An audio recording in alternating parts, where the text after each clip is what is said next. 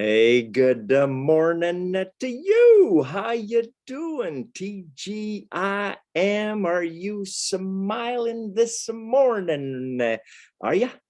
Some people are asking me, why do you smile when you do these TGIMs? You're going through some stuff too, just like a lot of others, right? But you kind of put on this air and maybe it kind of comes off as a little phony or fake. Well, maybe it is, but I rely a lot on what Tony Robbins says, that what we experience in life comes from our state.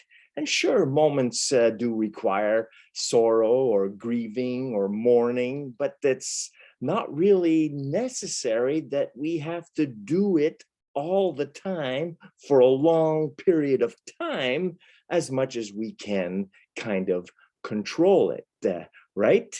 Kind of makes sense. Yeah, but at the same time, I do it too and say, TGIM, what the heck for, right? WTHF.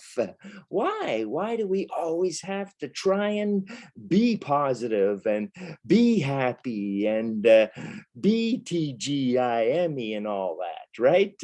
It's not always easy. I'm going to admit it too, but I am doing my best to deal and overcome this, not to fake it till you make it, but to actually commit to trying to evolve through the state.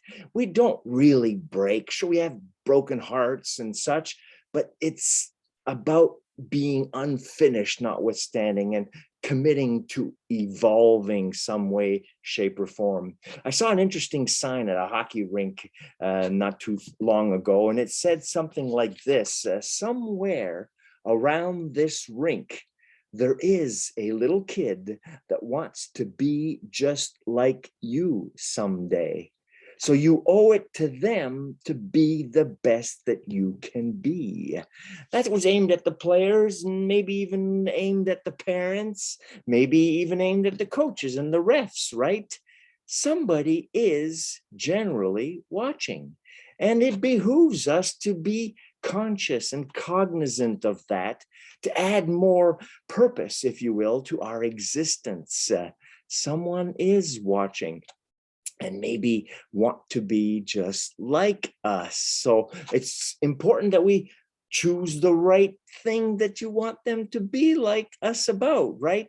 So focusing on the right thing, doing things right, doing the right thing kind of will help us get through this. And I also read another cool quote that was about not leading by the example of our power, our status, our position, our size, but by the power of our example.